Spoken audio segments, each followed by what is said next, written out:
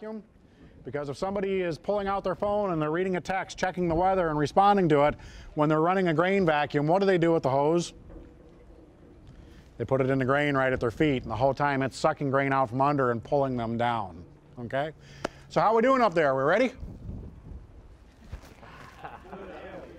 I take that to be yes. All righty. So what I'm going to do is open up the bottom of the bin. I'm going to take out about 6 bushels of grain. That's going to take him and sink him down to his waist. Okay? Now I want you to watch how fast he's going to sink. Okay? Are you ready? Ready. All righty.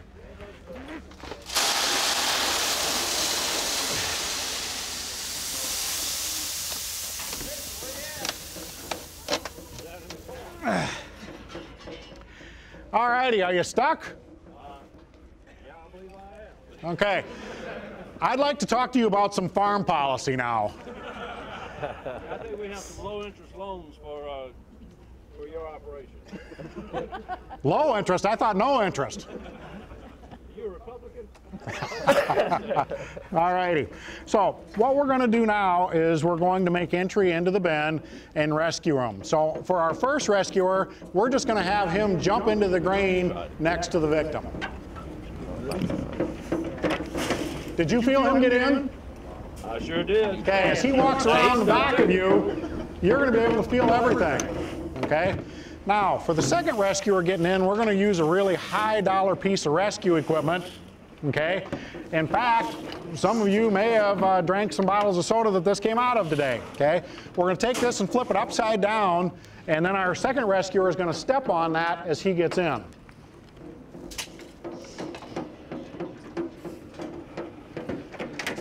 Okay. Did you feel him get in? Yeah, I'm stepping on it now. Can you feel me? Okay. No. Now, do you notice a difference in height between the rescuer number 1 and number 2? Number 1, when he went in, he sank in probably right up to his mid-calf on there, which means he displaced all that grain, making it tighter around the victim. Okay? So we're going to use a cofferdam called a grain rescue tube, and they're going to start building it around him. So they'll start handing it in now. Now, we've got some choices. Once we build that cofferdam around him, we can go low-tech, and we can get a $5 grain scoop, and we can have our victim, if they're conscious, start scooping and getting that out. So that's about $5, okay? The next step up is we've got what's called a grain porter, and this is brand new onto the market. And it's got a trap door down on the bottom. So what we'd do is we'd take and we'd shove it down into the grain. It opens the door and fills it with grain, and as we pull up, the door closes. So we do that several times, and we dump the grain out, okay? What we're looking to do is to get the grain out from inside that rescue tube, okay, to be able to get him loose. That's about $300, okay? The next one is what we're going to be using up top, and that's a grain rescue auger. It's about $800, and we can use a cordless drill to be able to do that, and it's going to push about 2 to 3 bushels per grain out per minute. So let's talk about going into a grain bin. Okay, a grain bin can be considered a confined space, so that's going to bring up some automatic rules for us. Okay, first of all, nobody under 18 should be allowed into a confined space, especially if it's somebody that you've hired to be able to work at your place. Second of all, we need to lock out and tag out the power to the bin. Okay, so we want to make sure that if we're going in there, nobody's going to turn on that auger. Okay, so you all saw how fast he sunk down there. So if that was a 10-inch auger that was turned on and not shut off, he would be pulled straight down to the bottom because he's the heaviest thing in there. Okay. Next, we need to do some air quality sampling. Okay, so I have a styrofoam air tester here, but we want to test the air quality. Up in Iowa, where I'm from, last year, 2 gentlemen died in a grain bin because they had had a fire in the bin the day before. They went into the bin to check for the damage, and the fire had used all the available oxygen in the confined space, so there was no oxygen in there. They weren't trapped, there was just no oxygen. Okay? Then we have to be harnessed and be tied off, and then as we're working with that, we need to have a reliable witness outside watching what we're doing. So if I'm the reliable witness outside, does that mean that I'm on Facebook and I'm seeing, you know, what's going on today in the world? What's my job? My job's to be watching and be in direct contact with the folks that are inside the bin. So how are we going with our tube? We're good. Just about. We're there. All righty. Now, in America today, average grain bin rescue from the time that the fire department gets on scene, I'm not talking from the time that it happens, I'm talking to the time you dial 911 and the fire department gets on scene, average extrication time is 3.5 hours, okay? Now, that includes folks like what we have today that are trapped in there and can't move, to somebody that's completely down underneath the grain. If somebody's completely down underneath the grain, what we're going to do is we're going to cut V-shaped holes into the bin, okay, right here. And we're going to do that at 12 o'clock, 6 o'clock, 9 o'clock, and 3 o'clock to be able to drain the grain out of there. Now, one thing that's very important, okay, is that it has to be done at 12 and at 6 at the same time, and at 9 and 3 at the same time. Because theoretically, what could happen if I made cuts at 9, 6, and 3? Could collapse the bin. Then we're going to have an even worse day than what we're already having, right? Okay? How we doing? We ready for the auger? We are. All righty, you got her, Tony? So they built the tube around him now. The nice part is now that that tube is built around him, no more grain can get in where he's at. And every kernel of grain that we take out of there is one more kernel toward getting him loose, okay? The other thing is inside that rescue tube is there's handles. So think about it. If you're in there and you're stuck, you want to make sure you're not going down any farther, right? So having those handles on there that you can hold on to is something that feels pretty good. Yeah, that's about where it'll be. All righty, so we've got the auger there. Now there's going to be a cordless drill to put on the top there. Ready?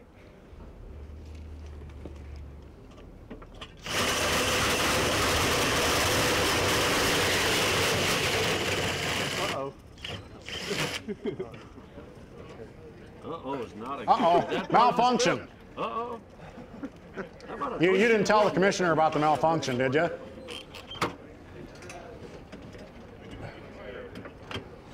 Fire in the hole. Tighten the bit. It goes with the uh-oh again. Tighten bit. This is when you should panic. Okay.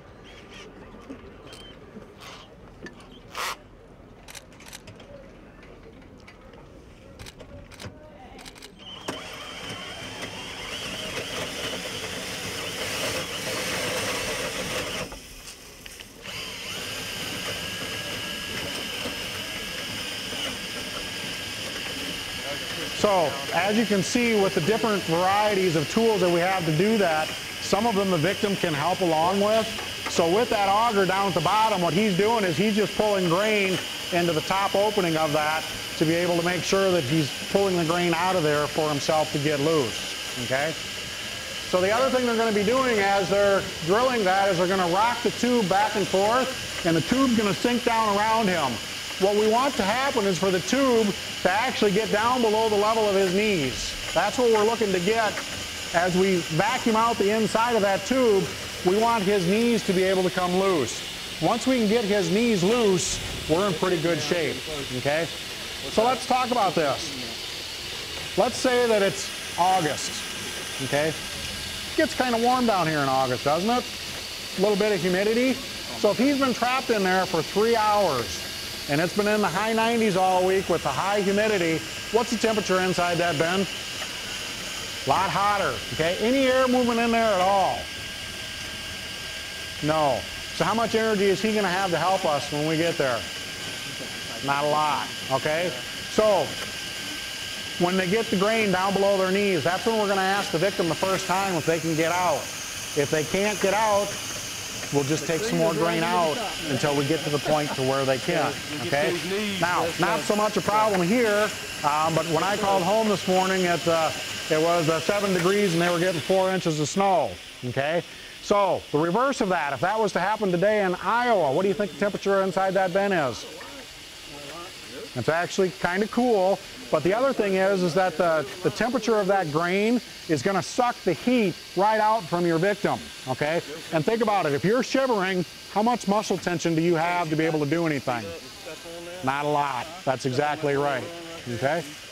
push it down. So how are we doing? Now my left leg is under that thing. Okay. Yeah. Where's the grain at on him, Eric? Where's the grain at? My feet is 2 inches from it, my foot is going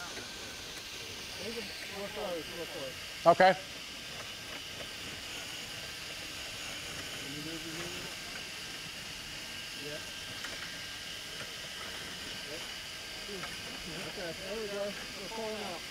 Okay, so he's pulling out. So you notice when he puts weight on there, the tube's going to sink down even farther, which is going to bring him up farther.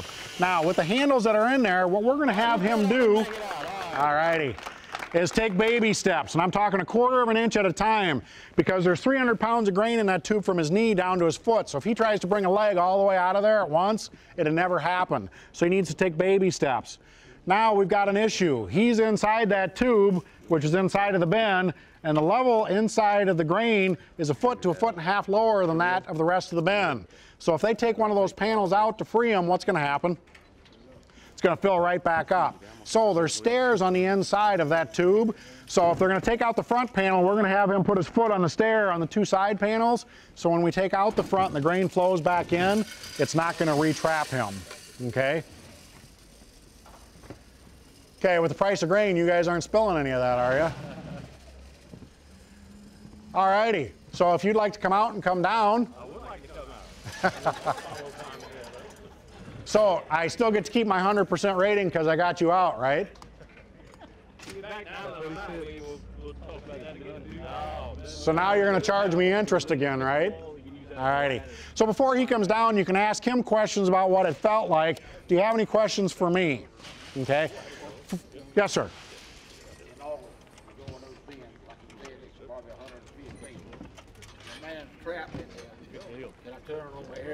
Fans, and we do that once we get the grain pulled down so it's cooler. Okay.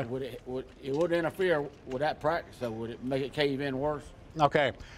2 things. What he was asking is about turning on the fan, okay? Now, if you have somebody that's trapped and their head is above the level of the grain, I wouldn't turn the fan on just because you're going to blow so much dust and fodder that they're going to have a hard time breathing. If they are trapped down below the level of the grain, yes, absolutely, we want to turn on that fan. Now let's think about this, okay? Can a rat live in grain? Feeding the grain in. Yeah. Does a rat have lungs and a rib cage like we do? They do. Does a rat have a nose and a mouth? Yeah. So why can a rat live 10 feet down in a grain and it'll kill us? The answer to that is the size of their nose, okay? We're nose breathers, right? So if we go underneath the grain and we get grain in our nose and it plugs up, what's our automatic response? Open our mouth. Now, you may not know this, but every breath that you're taking right now, you're humidifying the air that you breathe, okay? So if you're humidifying that grain that's in there, what's going to happen to the grain? It's going to swell up, and that's what kills folks, okay? So if you're wearing a hat, get that hat off the top of your head and get it over the top of your mouth and your nose, okay? There is oxygen in that packed grain. You just got to be able to breathe it to be able to live, okay? Any other questions? And you're going to do this some more and some other things? Yep, we're going to go in and we're going to do some classroom first, but then we'll be back out. We're going to do some more demonstrations. Then tomorrow we're going to have the fire departments here and we'll be doing more demonstrations. So you're definitely welcome to come back and see the fire department in action and how they're working with it. I got another question. Sure. How many fire departments? Check. That's a good question. I've been dealing with corn for 40 years. Okay. The grain rescue tube is pretty new to the marketplace, about 7-8 years now, and there's 4 of them that are commercially available, and they range in price from $1,400 up to $3,800. Okay. Now, I get a lot of fire departments and folks asking me, you do this a lot, which one do you recommend? Okay. And what I would say, if we had 30 people here and I bought a brand new Ford, Dodge, and Chevy truck, I'd get 10 of you to go to each one and say, this is the one we want, okay? So you have to kind of take a look at it to be able to do that. One of the things that we're working with today with Nationwide Agribusiness is they're running a contest right now for farmers to nominate their fire department to win the grain rescue tube and a free training from us. So we'll travel anywhere in the United States the fire department will get the donation of the rescue tube and the training to go along with that at no charge to them, okay? And they'll have some flyers when they come down to give people the website. It's just a small application to do that. And what I want to say is, thanks to you and Nationwide, everybody working together, this has been promoted through this show, and you being a part of that. Tomorrow, there's 75, potentially 100 folks from EMS and fire safety from out South Carolina and North Carolina that's coming to be trained on this so they can learn about it, so they can get those units into their stations. So hopefully that's the goal. That's great. Any questions over here? I got another question. Okay. Down south in October, that grain is 90 degrees, we put it in that bin. Mm-hmm. And you got to keep that grain for 20 degrees. If it don't, it's sweat. Yep. If I hadn't pulled any grain out of that grain bin and it sweats, if I put a harness on it, is it pretty safe to go there and break that crust off? Okay. There's specific procedures you need to do. First of all, you need to lock it out and tag it out. Make sure that auger can't be turned on. You need to be wearing a harness, and it needs to be an approved harness like what you see here. Be tied off, and then have a second person there watching you. So if you do get into trouble, somebody else is right there with you. The fire department that had this process with that harness, you get caught in there, what do they do? Put the ladder over the top of the bin, let the rope down where they pull you out? But you don't need to be trapped long. That's a very good question, and the answer to that is absolutely not, okay? Because if you're trapped to your waist, it's going to take 325 pounds of upward pressure to pull you out. If you're trapped to your neck, it's up over 600 pounds of pressure. So if somebody's pulling on your arm with 600 pounds of pressure, you're going to pull it right out of the socket. Okay, so the answer is that rescue tube. We need to relieve that pressure from the victim to get them up out of there. Okay? I can attest to that. Well, why don't you come over here? Let's talk. You're doing a good job. Okay? Well, how did it feel? Well, you can't move. I mean, if you get up to here, you literally can't move. So, Okay, and how far were you trapped for the people? Where was the about grain my at? waist. About Yeah. to your waist? Mm-hmm. How fast did you sink? Pretty fast. And then when that guy jumped in, he just started stirring everything up. I told him to cool it. Okay, so even though I told you were going to sink fast, were you expecting you were going to sink that fast? No. Yeah. That's usually the case. You could have told me it was faster than you told me. But that's Okay. all right. Well, now the other thing to think about is you know, and I talked to him ahead of time, and I couldn't get him to agree to do this, but if he would have been wearing shorts going in there and getting trapped, when he came out, his legs would have been indented from the corn with the pressure that was on there, and it would take well over an hour for his legs to come back to their normal manly shape. There you go. As far as that goes. So that's some other things to think about. Okay, when they built the tube around you, did it feel comforting that there was something to hold on to? Yeah, yeah. A little bit too close to my left foot, though, for my comfort, but that's all right. Okay. Yeah, it was. You feel like, well, especially when the little drill started, that made things a little better. Yep, and the level of the grain started going down, Yep. and Yep. absolutely, that works. Well, I want to thank you. You've been a Man, good sport thanks. for going in. Glad your track doing that. record's still intact. You betcha. We like that. And Commissioner, I see some sprouts growing off of you too. They tell me I've been sprouting for years, but yeah. Well, you know, I have to ask you, what was it scary? If I hadn't been told what to expect, it would have been. I mean, if it just happens to you, it will be. If you get that deep, you literally can't move. I can move my toes, but couldn't move your ankles, couldn't really move anything until the corn started going down. Right. And so, are you ready to do it again? Yeah, but this time not for free. No. Anything, you know, he's done a great job explaining why those things are important in the prevention. So that's the payoff. Yeah. And there's so much more to learn about grain safety as well as grain conditioning. And stay tuned. We're gonna go back to. If you'll wait a moment, we're gonna start again with our live web streaming, and learn about grain conditioning as well as grain safety bins.